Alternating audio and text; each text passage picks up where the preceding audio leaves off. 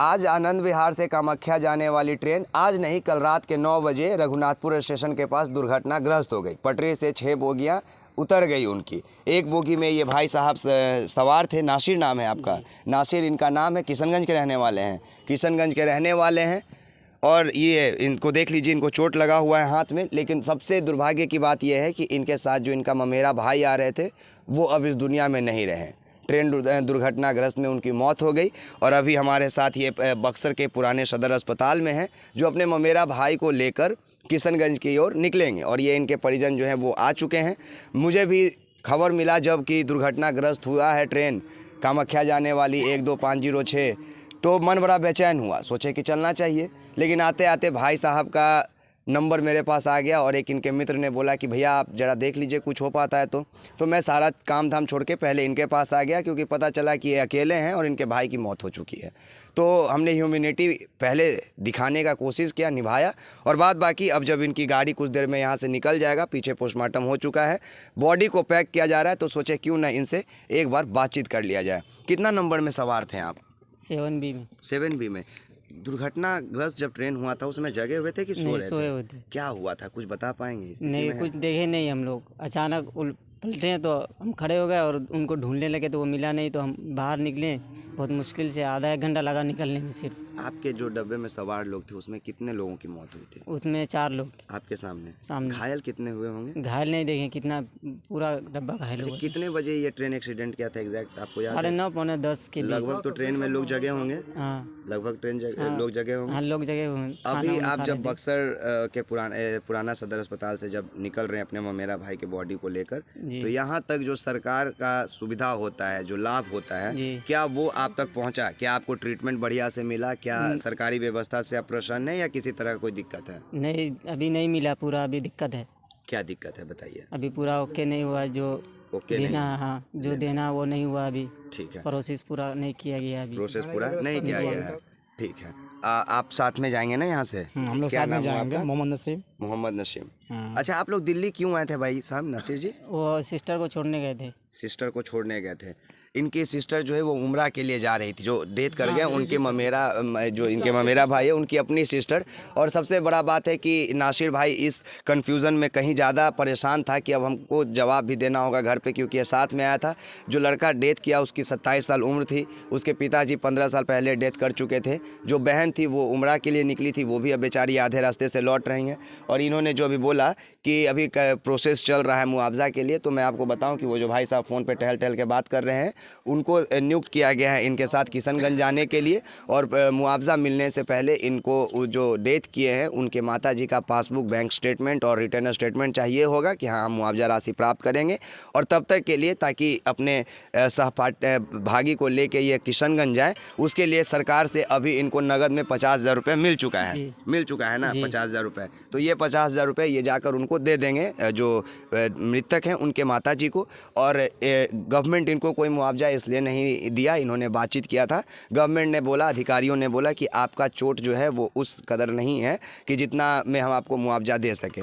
फिर भी रेलवे के पास इनका क्लेम बनता है। अगर ये टिकट कटाए हैं, इंश्योरेंस किया, हाँ, टिकट इंश्योरेंस किया हुआ है। और रेलवे में ऐसे भी अगर आप सफ़र कर रहे हैं, आपके पास टिकट है, तो वो ऑटोमेटिक आपका इंश्योरेंस वहाँ पे हो जाता है। तो जैसे ही इंश्योरेंस ये क्लेम करेंगे रेलवे में, तो रेलवे की तरफ से भी इन्हें मुआवजा मिलना चाहिए।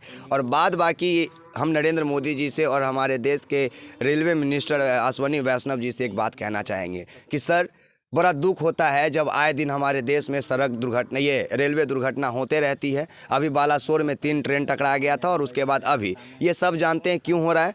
पहले ग्रुप डी का एक वैकेंसी आता था। ग्रुप डी के लोगों का काम रहता था ट्रैकमैन, गैंगमैन, सिग्नल मेंटेनर। अब इन कामों को लगभग ऑटोमेटिक कर दिया गया है।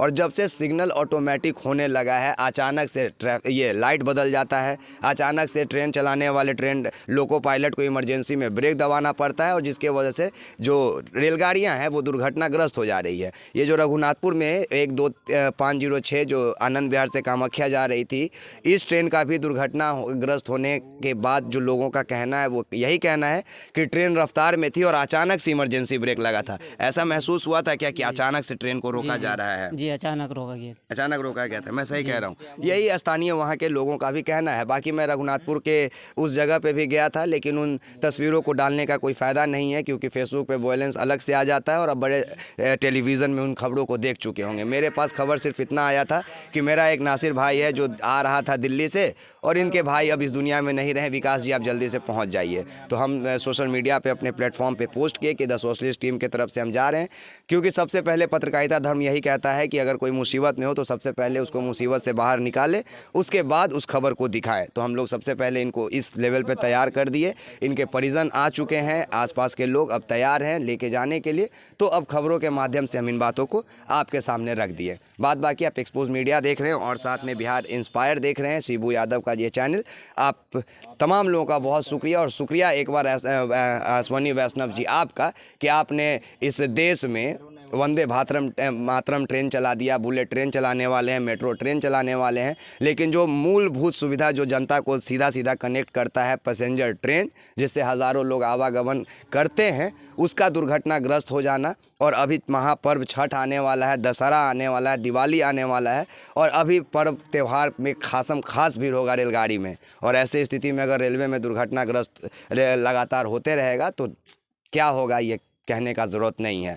आप बॉडियां गिनते रह जाएंगे, हम परिजनों को ढूंढते रह जाएंगे, आप मुआवजा देते रह जाएंगे, उधर परिवार किसी का औलाद चला जाएगा, किसी का बाल बच्चा चले जाता है, किसी का दुख होता है, तकलीफ होता है, किसी का सहारा वही रहता है, वही छीन लेता है। इकलौता बेटा थे ना, अब मतलब वो अब कोई नहीं। इनके फादर जो हैं जी 15 साल पहले डेथ कर गए, जी, आज ये डेथ कर गए। अब सिर्फ माँ और बहन बची। हाँ, माँ और बहन, एक बहन है कुंवारी, एक माँ। चलिए, बाकी स्थानीय कमाने का स्रोत यही था ना, कमाने का स्रोत यही था। तो सरकार से हम ये भी कहेंगे कि जब स्थानीय जो लोग विधायक मंत्री होंगे वो भी अपने तरफ से यथासंभव मदद करें इस परिवार को। जब आप मिलने पहुँचे, क्योंकि पहुँचेंगे आप सिंपैथी प्रदान करने पहुँचेंगे, मुझे पता है, तो जब आप पहुँचे तो आप अपने तरफ से भी कुछ मुआवजा राशि उस परिवार को दें, और इस नासिर भाई के साथ आप लोग हौसला और हिम्मत बढ़ाएं, क्योंकि ये अपने करीबी को सोचिए यार, ये रात में बैठा होगा ट्रेन में बेचारा, और 9:30 बजे इस तरह का दुर्घटना घट गया, तो इसके ऊपर क्या बीत रहा होगा। तो सुबह गाड़ी वहाँ खुला था दिल्ली, सुबह बैठे थे, हाँ था 9:30 में। अब तो अगर सब कुछ कुशल मंगल होता तो ये सभी लोग तो अभी अपने परिवार के पास होते जब हम इस वीडियो को बना रहे हैं। चलिए, बहुत शुक्रिया कि आप लोग इस खबर को देखें, धन्यवाद।